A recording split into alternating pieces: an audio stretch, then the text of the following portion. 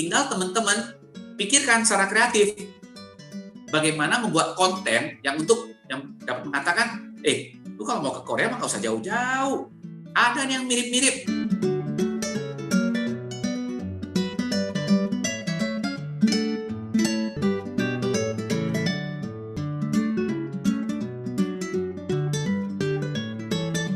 Membuka ya, sebelum kita masuk ke pertanyaan dari para peserta, ini saya sudah ada pertanyaan untuk Pak Adi nih.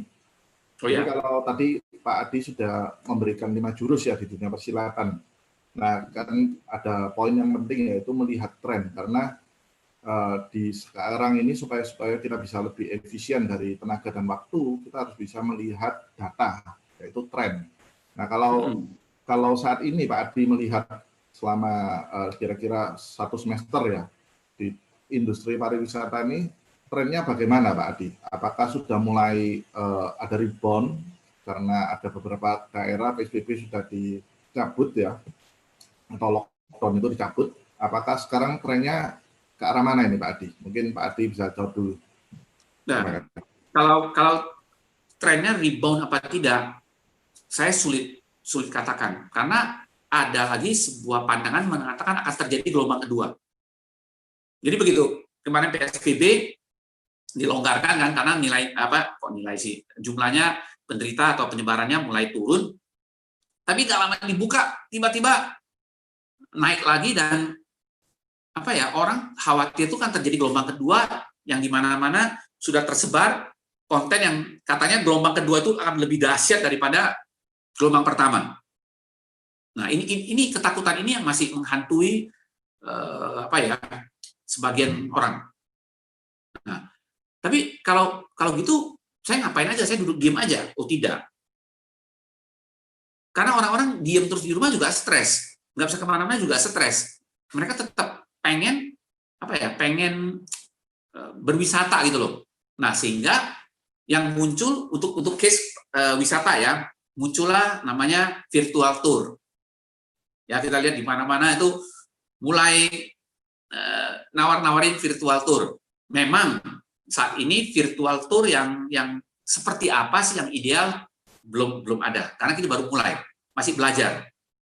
Ada yang ngeluh, ya apaan nih virtual tour? Ini mah Zoom meeting ini sebetulnya, kayak presentasi, gitu kan? Ada yang komplain seperti itu.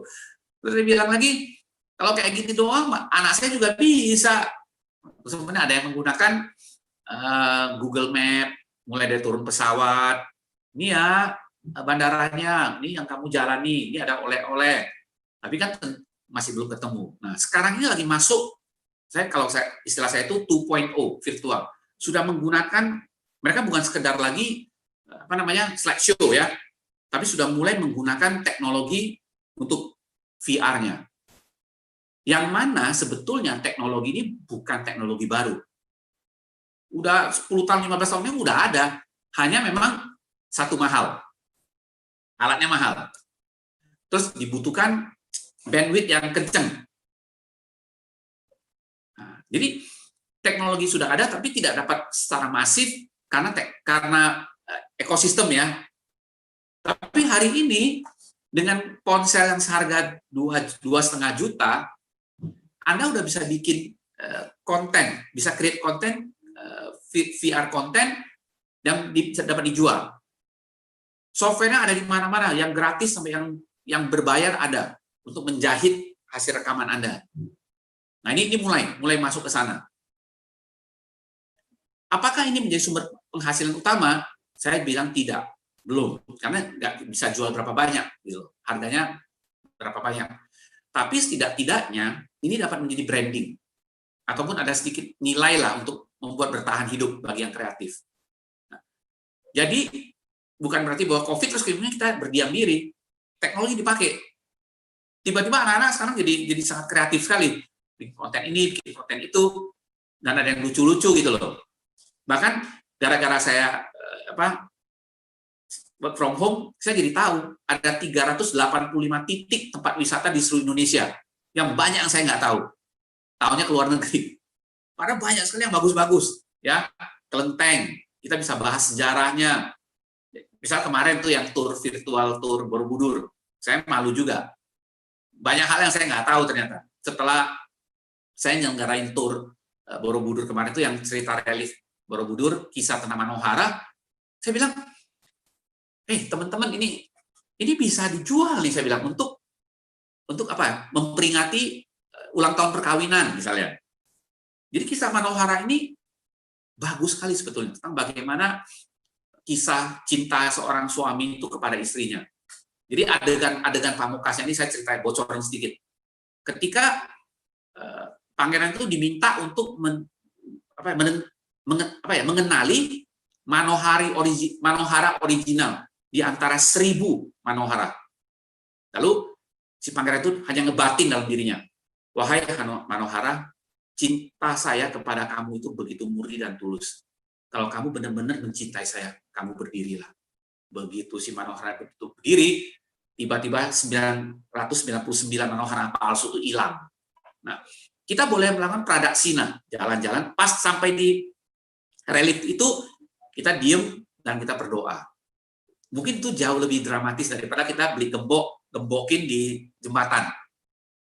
Nah, kita jadi tahu gitu loh. Beli gembok jembatan, lama-lama jembatan bisa runtuh itu, keberatan gembok. Nah, tapi karena kita tahu ada relief, ada 20 panel di sana, kita bisa pradaksina. Tentang ini kita memperingati, ingat kisahnya ini.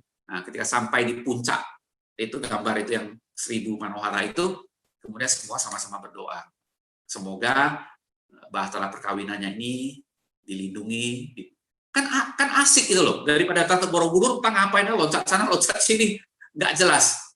Nah, dengan adanya COVID-19 ini, aturan masuk ke dalam tempat wisata, ke mall, itu seperti kita datang ke Istana Boneka. Ada jalurnya. Saya nggak tahu di Surabaya sudah terjadi seperti itu nggak. Kalau Jakarta, itu benar-benar kayak masuk Istana Boneka tuh. Ada garis-garisnya. Nah, saya pikir ini peluang yang benar bagus sekali untuk mulai meletakkan kembali wisata Borobudur yang sebenarnya seperti apa. Ada begitu banyak kisah-kisah di Borobudur yang mampu kita angkat. Nah, ini kembali lagi ke kreativitas kita. Nah, jadi kalau balik lagi pertanyaannya, bagaimana dengan trennya? Saya nggak berani ngomong secara global. Karena orang ketakutan dengan datangnya gelombang kedua. Tetapi, bagi teman-teman yang kreatif, selalu ada cara. Siapa yang nyangka kita bisa jualan virtual tour? Malah beberapa orang WhatsApp saya, Pak Adi ini gimana sih ceritanya kok bisa kepikiran jualan panel, bukan Borobudurnya loh, panel Borobudurnya. Saya bilang saya pun tidak tahu. Dia waktu itu saya datang ke Mam Handaka, founder dari Pasiko Foundation, kita ngobrol gitu loh. Apa ya kira-kira bisa, nah kemudian dari ngobrol-ngobrol itu lahirlah. Saya bilang, virtual tour di mana-mana itu cuma nonton slide, ikutin Google Map. Orang bosen, apa yang kira-kira kita bisa angkat dari Borobudur? Karena kita tahu Borobudur itu adalah satu di antara 10 Bali baru ya. Nah, akhirnya datanglah dengan ide, kok ini tahu nggak? Ini ada kisah Manohara. Saya dengerin ceritanya. Ini keren nih cerita ini. Dan banyak yang tidak tahu. Nah, hari ini, kemarin peserta tour kita baru buka satu setengah hari lah. Belum sempat kita iklan, udah sold out. Jadi yang nonton di Zoom itu ada sekitar 70-an orang, di IG Live itu ada sekitar 60-an lah. Jadi total hampir 150 lah. Nah, mereka mengatakan, saya baru tahu nih, ternyata gambar-gambar di candi itu ada ceritanya, ada maksudnya. Dan kita kan kasih lihat ya, cara membacanya. Ini siapa, ini siapa. Nah, udah jadi berbeda ketika Borobudur dibuka, dan bahkan beberapa peserta virtual tour, wah, gue pengen ke Borobudur nih. Atau beberapa pengen mempelajari lagi kisah-kisah yang lain. Nah, kira-kira seperti itu. Bro. Ya, Pak Adi. Oke, kalau kita bicara tren, memang masih kita belum jelas ya, Pak Adi ya. Tapi mungkin Pak Adi bisa lihat kira-kira industri pariwisata ini kan banyak sektor ya, ada perhotelan, ada tempat wisata, ya kan, juga ada tour and travel gitu. Nah, dari beberapa sektor ini mana yang mungkin bisa di-digitalize seperti yang tadi menggunakan jurusnya Pak Adi, istilahnya menggunakan aplikasi atau pokoknya di-digitalize supaya mereka bisa survive atau istilahnya melakukan manuver yang seperti yang Pak Adi sudah lakukan di Borobudur. Kalau untuk digital tadi sudah pasti objek wisata ya, objek wisata. Tapi bagaimana dengan perhotelan, restoran, sebetulnya juga dapat hidup kalau mereka go online. Nah, oke, saya punya ada sedikit cerita. Jadi gini, hotel-hotel ini, restoran kan dia punya supplier, betul ya? Dia punya supplier yang bikinin itunya, bahan bakunya. Jadi ketika datang COVID ini kan mereka hotelnya nggak berkembang gitu loh, tutup kan. Tiba-tiba bermunculan barang-barang yang mestinya supply ke hotel tiba-tiba dijual dalam bentuk frozen food. Mereka itu brandnya itu brand home brand ya.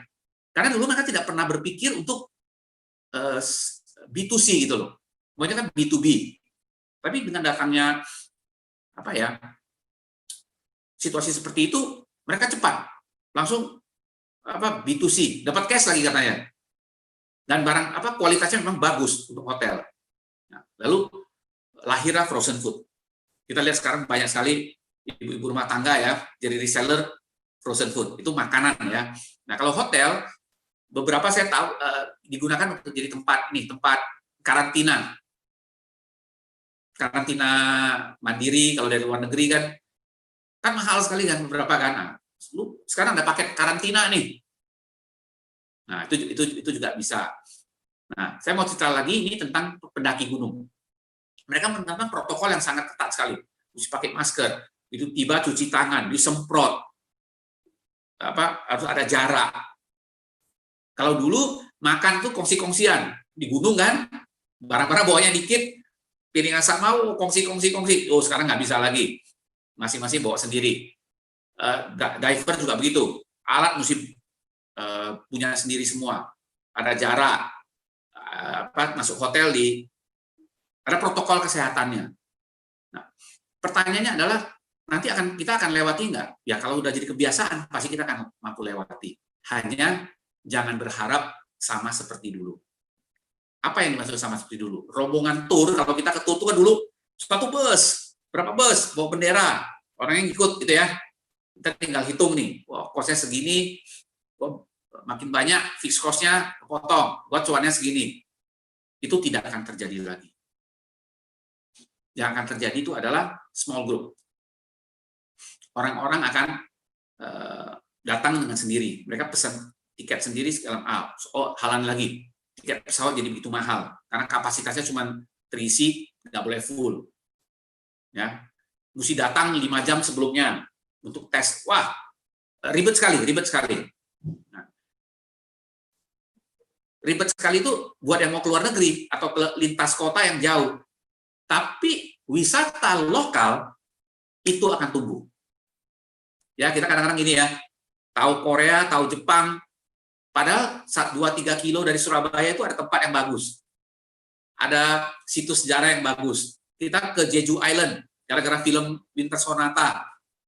Padahal dekat-dekat daerah kita itu bagus yang kita tidak pernah tahu. Nah, gara-gara COVID ini, karena kita malas pergi melewati batas wilayah kan ngeceknya repot sekali ya, mesti ada surat izin keluar masuk.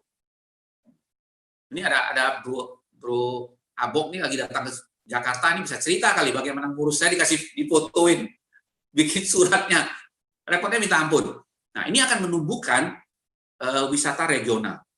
Nah, tinggal teman-teman pikirkan secara kreatif bagaimana membuat konten yang dapat mengatakan, lu kalau mau ke Korea mah nggak usah jauh-jauh. Ada yang mirip-mirip ke Korea-Koreaan. Misalnya seperti itu. Nah, itu kurang lebih yang saya bisa ceritakan apa yang sedang terjadi di market ya.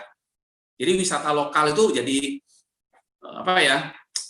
dulu nggak dilirik, sekarang mulai berbenah. Oke, berarti kan penjelasan Pak Adi bahwa local wisdom ini mulai tumbuh ya. Jadi justru yang luar negeri jauh dan sebagainya itu malah sulit sekarang dijangkau. Malah kita yang di sekitar kita yang dekat ini, yang lokal ini kita belum tentu tahu. Dan tahunya nanti pada saat adanya virtual tour itu, Pak Adi. Ya, di situ kelihatan bahwa para peserta industri kreatif mulai menulis di lokal-lokal mereka apa yang bagus untuk bagikan kepada audiens. Ya ini hal baru nih. Kita memang benar-benar di luar yang kita lihat selama ini ternyata dekat, namun kelihatannya jauh gitu ya. Baru kali ini kita bisa temukan. Ya benar juga.